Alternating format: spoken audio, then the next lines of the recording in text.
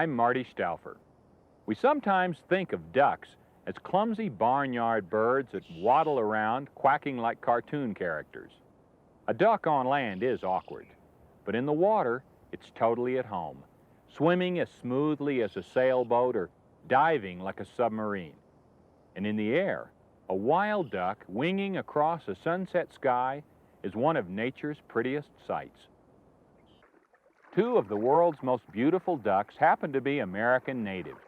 The exquisitely colored wood duck, or woody, which feeds primarily on plant life near the surface, and the elegant hooded merganser, or hoody, which feeds mainly by diving for fish. These two ducks are quite different in their feeding habits, but both prefer to nest in hollow trees or man-made nest boxes, which brings them into competition. Females sometimes even lay eggs in each other's nest. This behavior can lead to amusing mix-ups for woodies and hoodies.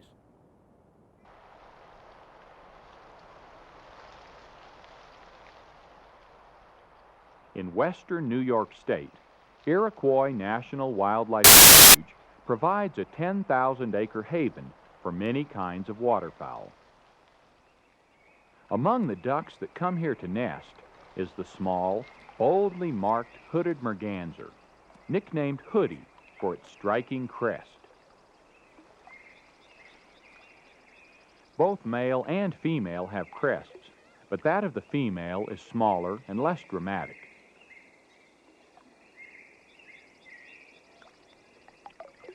The hoodie's ornamental headdress can be opened or shut at will, like a fan, but during spring courtship, he's careful to carry it in a way that will appear most attractive and least threatening to the female of his choice.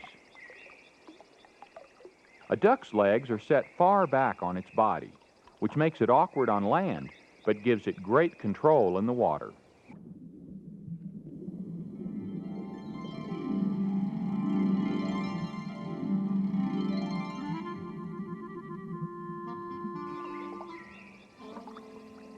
Webbed feet enable it to paddle smoothly on the surface, and in the case of the hoodie, to dive swiftly to depths of 40 feet or more.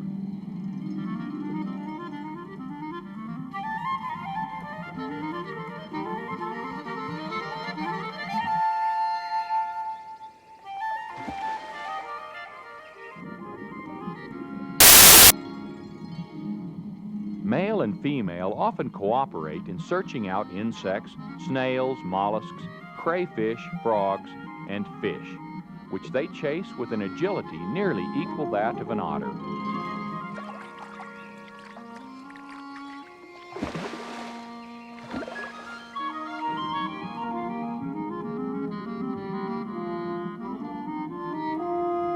Strong and streamlined underwater, the hoodie is also one of our fastest flying ducks, capable of rising straight up from the water without a running start.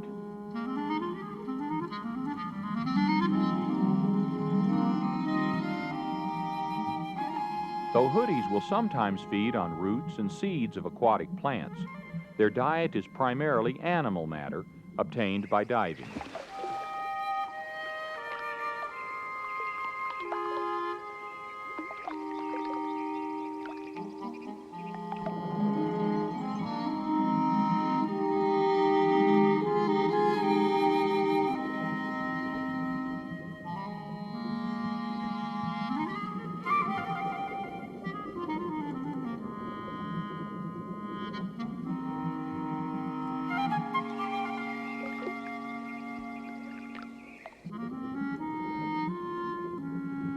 Like other mergansers, the hoodie has a saw-edged bill that helps it get a grip on slippery fish.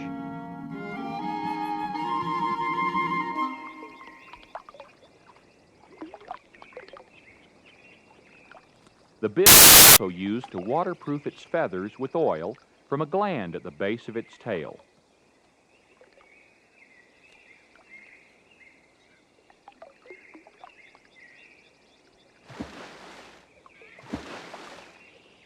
The wood duck, at least the male wood duck, is a bird of a different color.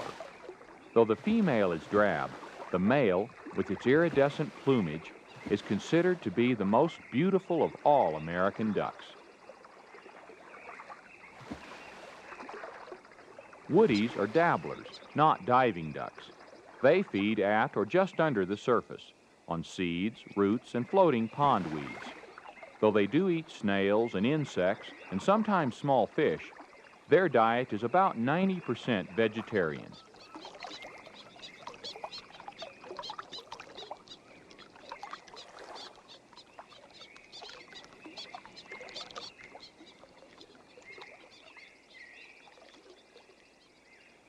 The male woodie's crest does not stand up like the hoodie's, but serves equally well to attract the female, whom he guards fiercely from all rivals.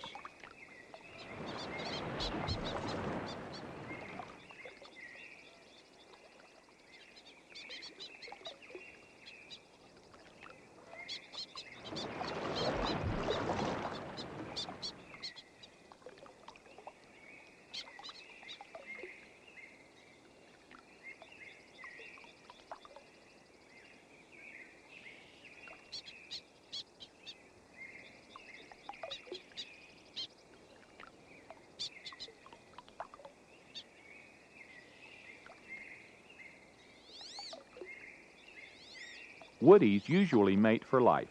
Like hoodies, they spend the winter on warm southern ponds where they bond into pairs. As spring moves north, so do the ducks.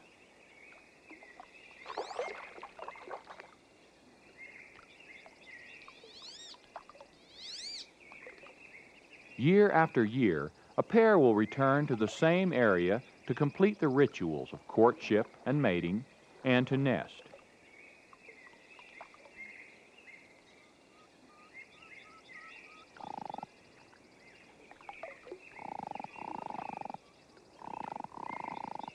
Hoodies are not as aggressive as woodies in chasing off rivals, but their head-bobbing ceremonies are equally effective in establishing who belongs with whom. Crests expanded, they circle and bow. In this display process, the drake who performs the most elaborate gestures seems to win the hen. Crest lowered, the male approaches the female.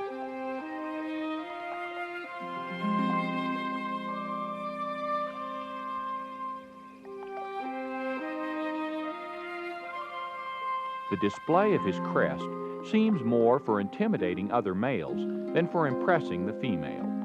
For her, he performs a dance of subtle restraint.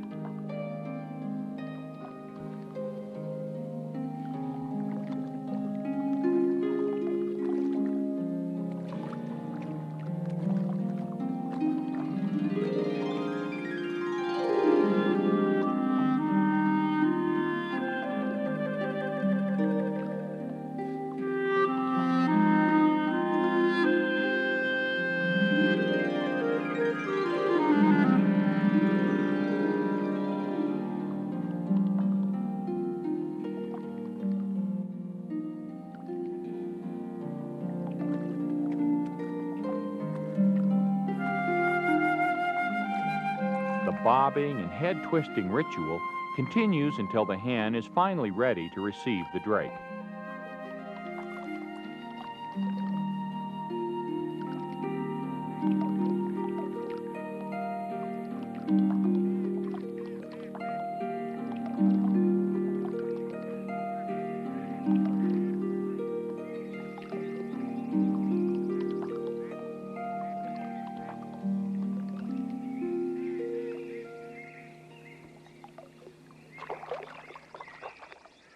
His contribution to the future completed, the drake fans out his crest as he paddles away.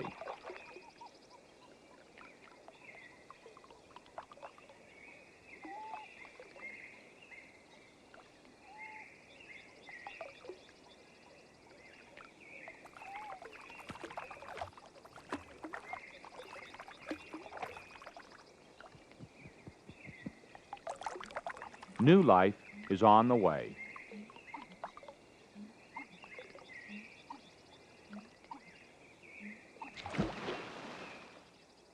For untold centuries, woodies and hoodies found separate nesting places in abandoned tree cavities which had been hollowed out by pileated woodpeckers.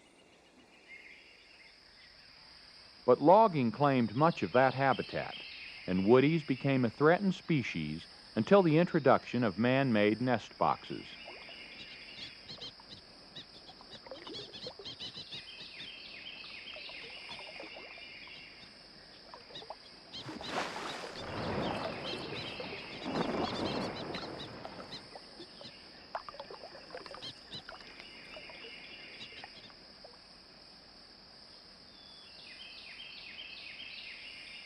Today, competition for nest boxes is extremely keen.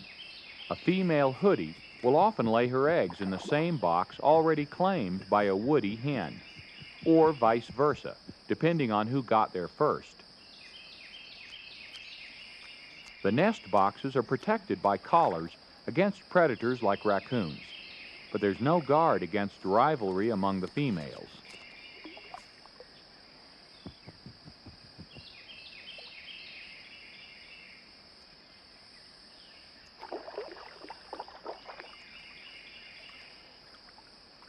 The raccoon minds its business, while the woody hen tends to the business of incubating her eggs. But are they all hers?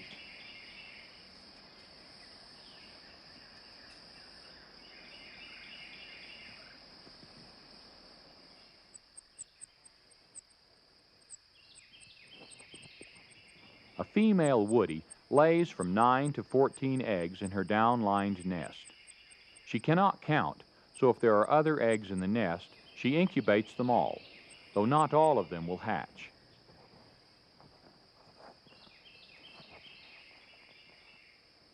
After about a month of incubation, faint cheepings can be heard as the ducklings chip away inside the walls of their tiny oval prisons.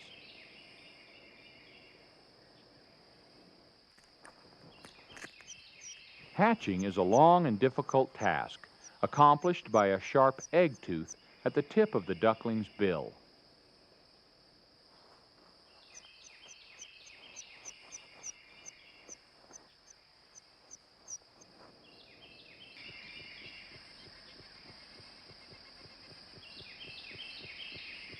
The mother helps only by calling her encouragement from outside.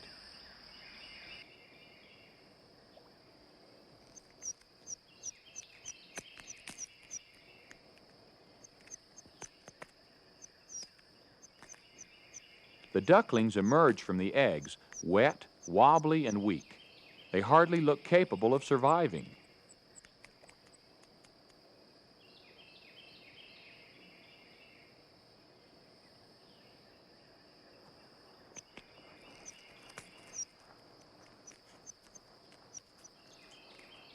But within hours, they are dry and bright-eyed.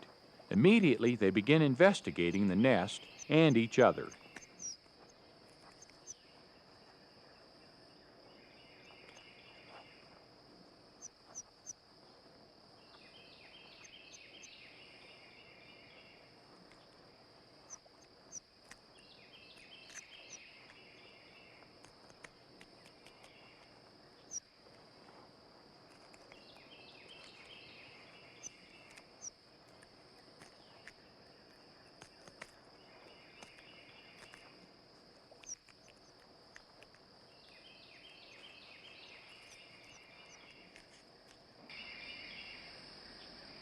Although the mother duck, or ducks, laid eggs in this nest over a period of a week or more, the incubation process is controlled so that all the ducklings hatch together.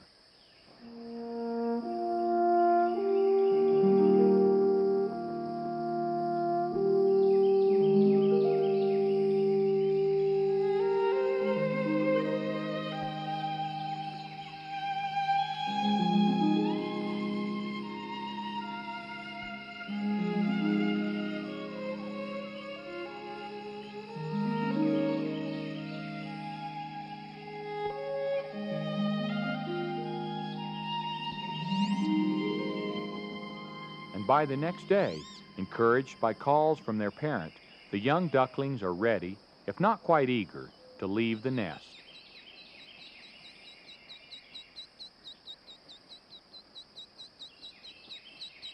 It's a brave duckling who takes the first leap.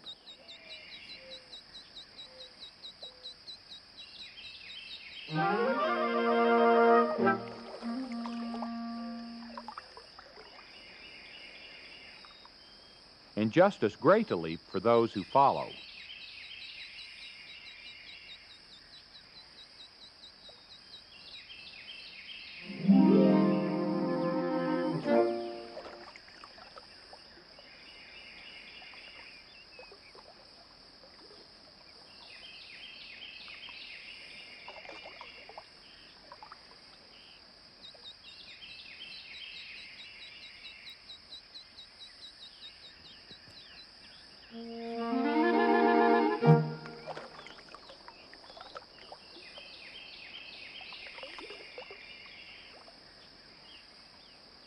So far, all the little hatchlings look identical, and all are woodies.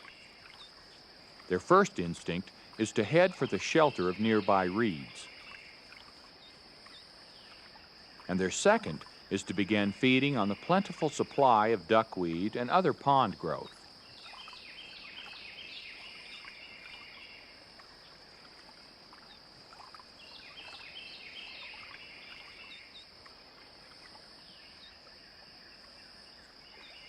Meanwhile, back at the nest entrance, who's this?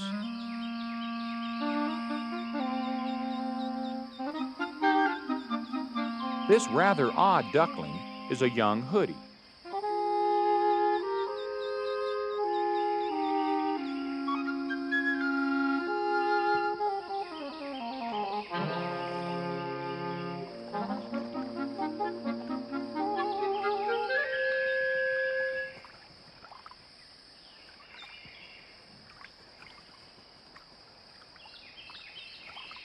It's not long before the youngsters seem totally at home in their new world, preening their downy feathers and feeding on the most succulent shoots.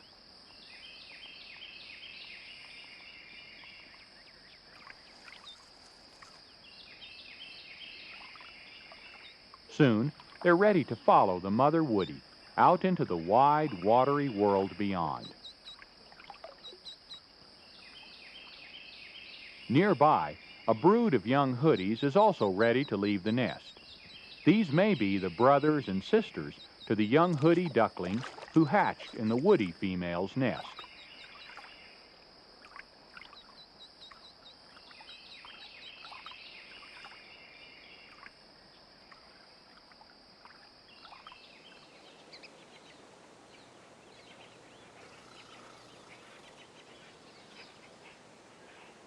Wood ducks are often found in secluded waterways like this one, sheltered by overhanging trees. Like hoodies, they are strong flyers and sometimes roost in the higher branches. But they are most at home in the sun-warmed shallows among the reeds. Here they can readily escape from most predators, bathe and splash in safety, and feed easily on the thick layer of pond weeds.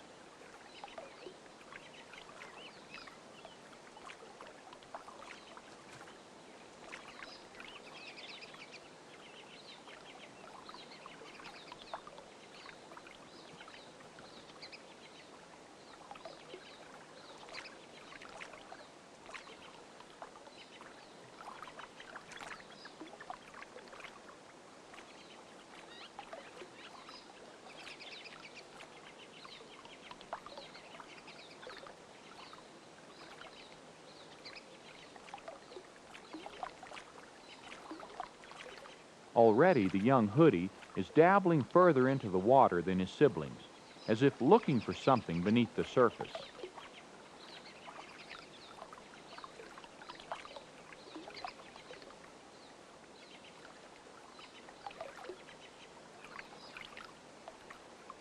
When young, hoodies will sometimes feed on aquatic plants, but animal life is their main food.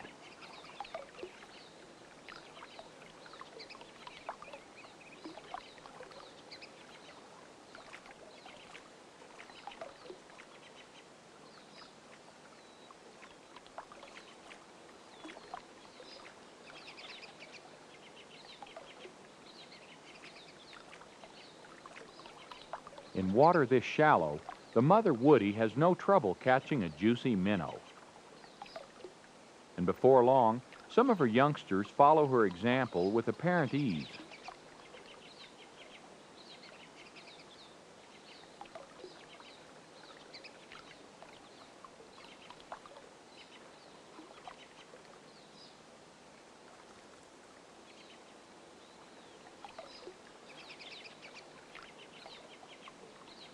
The Hoody duckling's efforts at fishing seem confused by comparison. His feeding instinct urges him to dive, but the water's too shallow.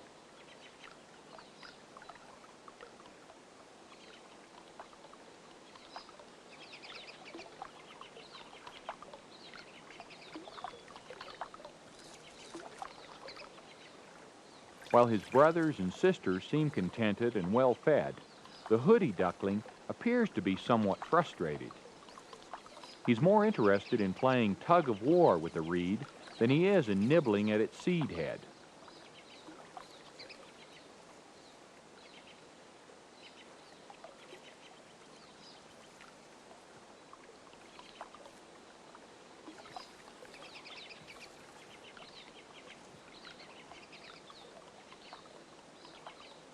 The woody hen keeps close watch over her entire brood. To her, they're all alike.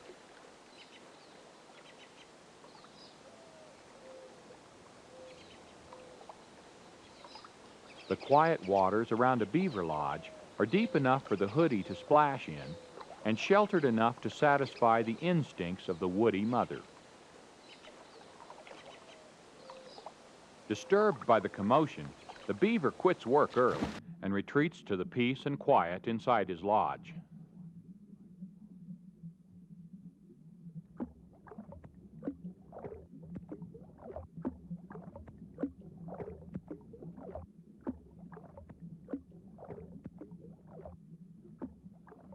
As the ducklings paddle and splash, they present a tempting target for any would-be predator. Snapping turtles, for instance, take a great number of young ducks each year.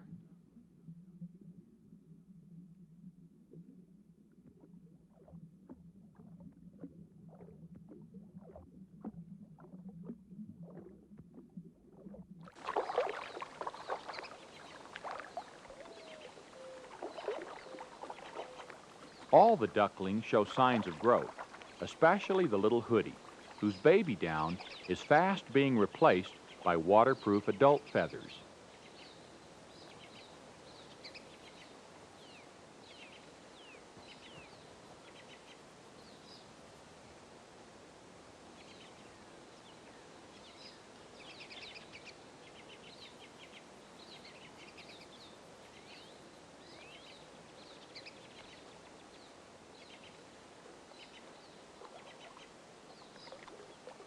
The garter snake poses little threat to the young ducklings.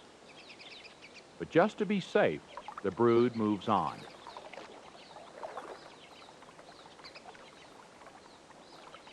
As the mother lags behind to round up stragglers, the young Hoody instinctively leads the group where he feels safest, out into open water where he can dive to escape danger. This woody duckling takes its time following its mother, showing little concern about the advancing garter snake. Such an attitude comes from lack of experience and could prove foolhardy with a bigger, hungrier snake.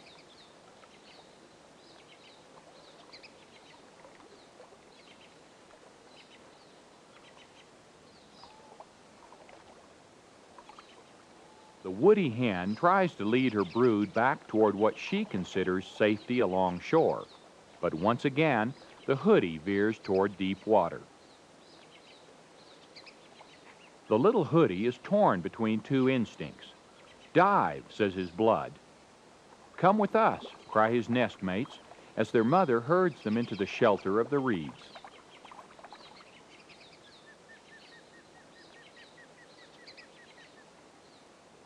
The survival instinct is sometimes as complex as it is strong. A woody or Hoody mother will accept and protect all the hatchlings in her brood, however mixed. In the same way, an odd duckling's survival depends on how well it can adapt to this double way of life.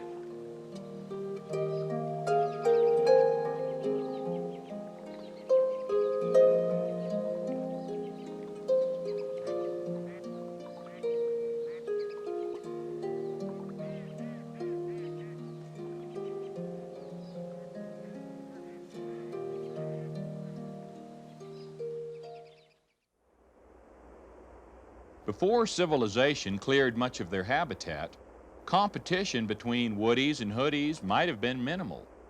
Were there ever enough natural nesting sites so that each female could find a place to brood her eggs? No one knows. Nor does anyone know what long-term effect these mix-ups might have. What interests me is how competition for nests can turn into unintentional cooperation in raising each other's young. To a little duckling, this may be bewildering, but the result is a happy ending. By preserving habitat and providing nest boxes, we humans can continue to better the chances of survival for woodies and hoodies. I'm Marty Stauffer. Until next time, enjoy our wild America.